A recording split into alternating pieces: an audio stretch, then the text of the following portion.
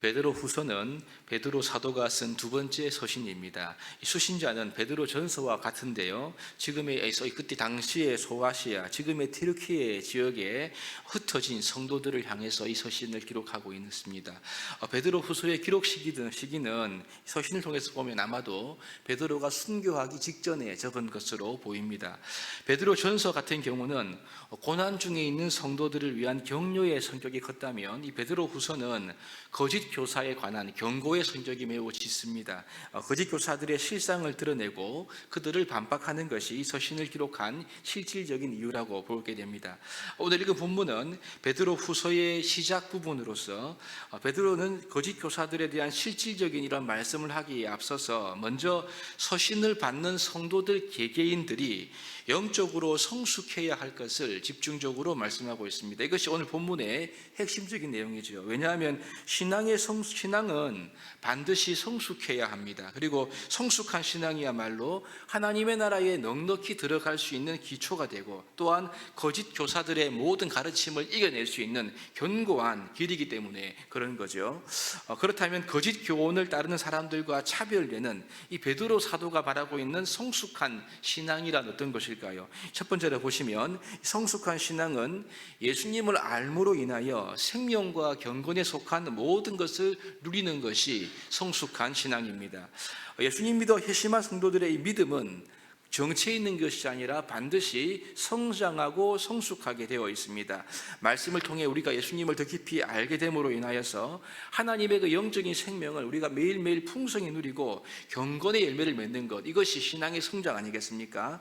여기 생명은 죽어서 가는 천국만이 아니라 예수님을 믿어서 거듭나는 순간부터 누리는 하나님의 생명이죠. 그래서 현재 우리가 하나님과 영적으로 교제할 수 있는 특권을 가리키는 그러한 단어가 생명입니다. 그러므로 주를 믿는 성도들은 매일의 삶 가운데 하나님과 더 깊은 영적인 교제를 우리가 말씀과 기도를 통해 할 수가 있는 거죠. 뿐만 아니라 일상의 삶 가운데 하나님과 영적인 교제를 가지며 사는 것이 성도의 삶입니다. 여러분, 그런데 예수님 믿는다고 하지만 우리의 매일의 삶 가운데서 이러한 생명의 교제가 없다, 그러다고 한다면 이것은 진정한 의미에서 성도라고 할 수가 없는 거죠. 그렇기 때문에 그만큼 여러분, 생명의 교제가 없는 성도들, 영적인 성장이 없는 성도들은 거짓 가르침의 미혹에 넘어질 가능성이 매우 높다고 볼 수가 있는 것입니다. 그러므로 주를 믿는 모든 성도들은 생명에 속한 모든 것을 누리는 것, 특별히 하나님과의 교제가 우리의 삶의 중심에 있어야 한다, 이 사실을 우리가 먼저 발견할 수가 있습니다. 생명과 더불어 그 다음은 경건에 속한 모든 것이라고 말씀하는데, 이것은 야고보서 1장 27절에 보시면 경건에 대해서 이렇게 말하는데요.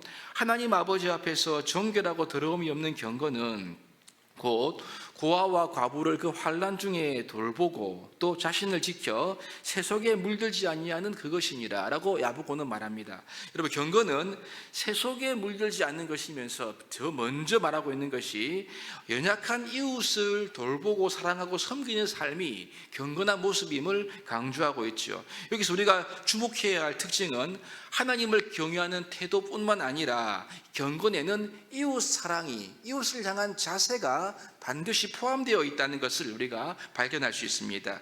이것이 경건의 가장 중요한 것인데요, 우리가 고넬료를 볼 때 단적으로 알 수가 있습니다. 사도행전 10장 2절에 보시면 이렇게 말하는데요, 고넬료를 향하여서 그가 경건하여 온 집안과 더불어 하나님을 경외하며 백성을 많이 구제하고 항상 하나님께 기도했다, 이렇게 고넬료를 평가하고 있습니다.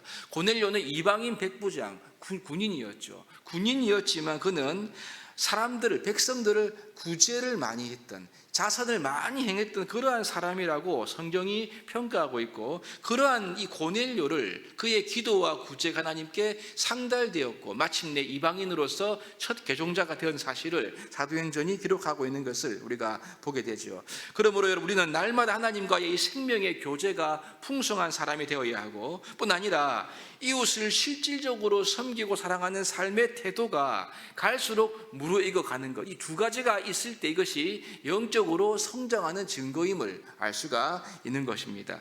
이 말씀 우리가 마음에 묵상하면서 우리가 드리는 이 새벽 기도의 시간, 그리고 경건의 시간이 하나님과의 풍성한 영적인 교제가 있는 시간이 되기를 사모해야 할 것입니다. 나아가 우리의 삶이 우리 주님을 닮아서 이웃을 사랑하고 섬기는 삶의 태도가 점점 더 무르익어서 우리가 하나님의 영광을 드러내는 그러한 사람이 되어야 할 것입니다. 신앙의 성숙이 이 땅 가운데서 믿음을 드러낼 뿐만 아니라 거짓 가르침에 잘못된 교훈에 요동하지 않는 견고한 요새가 된다는 사실을 우리가 늘 마음에 깊이 새겨야 할 것입니다.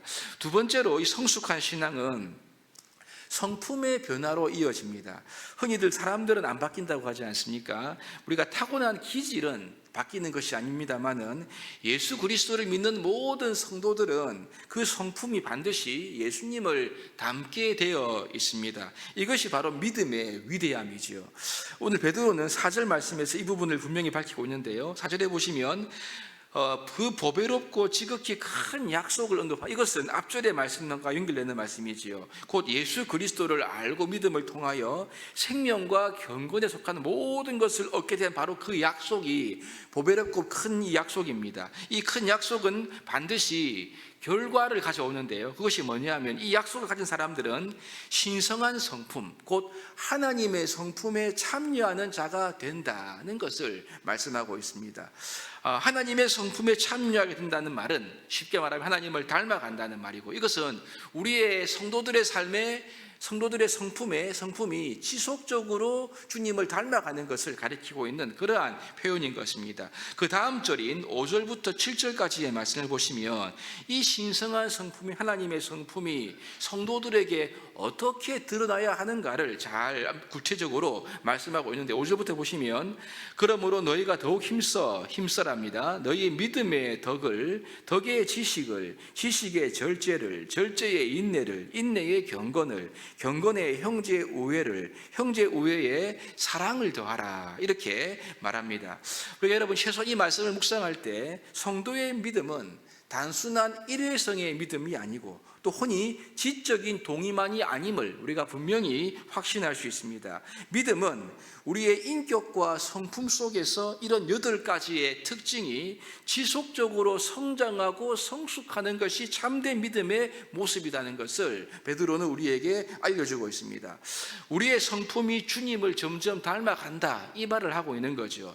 성품이 주님을 닮도록 변화되는 것, 이것이 바로 영적인 성장의 핵심적인 측면임을 베드로가 우리에게 강조하고 있습니다. 그러므로 여러분, 우리의 마음과 관심의 초점이 어디에 있어야 합니까?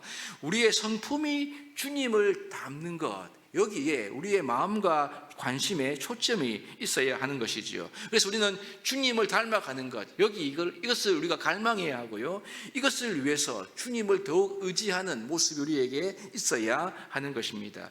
왜냐하면 성숙하지 않는 신앙과 믿음은 그 자체가 잘못된 것이고요, 생명이 없는 믿음이기 때문에 죽은 신앙일 수밖에 없기 때문입니다. 무엇보다도 주님을 닮아가는 성숙함이 있을 때 성숙한 성도야말로 참과 거짓을 분별할 수 있을 뿐만 아니라 그 어떤 잘못되고 거짓된 가르침이 온다 하더라도 흔들리지 않는 사람이 될 수 있기 때문에 그렇습니다. 그래서 베드로는 9절에서 이런 것이 없는 자는 맹인이다, 이렇게 말하고 있죠. 한마디로 믿음과 신앙의 성장과 성숙이 없는 사람은 앞을 볼 수 없는 자와 같아서 복음의 은혜, 속죄의 은혜를 결국 잊어버리게 되고, 말씀대로 성장하고 말씀대로 우리가 성숙하지 못하니까 마치 모래 위에 지은 집과 같이 나중에는 결국 잘못된 거짓 교훈 앞에서 미혹되어 버리고 무너질 수밖에 없다, 이 말을 하고 있는 거죠. 그래서 여러분, 베드로의 강점 하나입니다. 너희의 믿음이 반드시 성장해야 된다. 너희의 믿음과 성품이 성숙해야 한다. 즉 영적으로 자라가야 한다, 이것을 말씀합니다. 이 의미를 베드로는 10절에서 이렇게 말하지요. 너희의 부르심과 택하심을 굳게 하라, 이렇게 표현합니다. 우리의 부르심과 택하심을 굳게 할 때, 즉 영적으로 매일매일 성장하고 성숙하게 될 때 언제든지 실족하지 않는다는 것을 우리에게 말하고 있습니다. 여러분, 그렇습니다.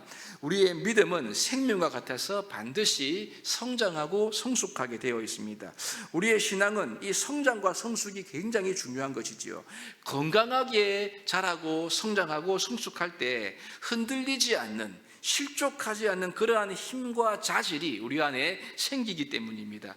새해를 맞이해서 우리 앞에 다가올 여러 가지 어려움과 위기, 문제를 이길 수 있는 최고의 비결이 무엇일까요? 그것은 우리의 문제를 피하거나 회피하는 것이 아니라 우리가 영적으로 성장하고 성숙하게 되면 여기에 모든 문제를 이길 수 있는 근원적인 답이 들어있다는 것을 오늘 본문이 우리에게 알려주고 있습니다. 이 사실을 마음에 꼭 기억하고 새겨야 할 것입니다. 올 한 해 우리의 믿음이 더욱 성장하고 우리의 성품이 주님을 닮아 성숙할 수 있도록 기도할 수 있기를 바랍니다. 말씀 안에서 하나님과의 더욱 깊은 영적인 교제를 우리가 매일매일 누리고요, 주님을 닮은 경건한 그러한 섬김의 태도가 우리의 삶에 무르익고 날마다 우리 주님의 성품을 우리가 닮아가게 될 때 우리는요, 하나님의 나라에 넉넉히 들어가는 그러한 믿음으로 세워지는 견고한 신앙을 우리가 얻게 될 것입니다. 이러한 은혜를 누리시는 우리 모두가 될 수 있기를 주님의 이름으로 축복합니다.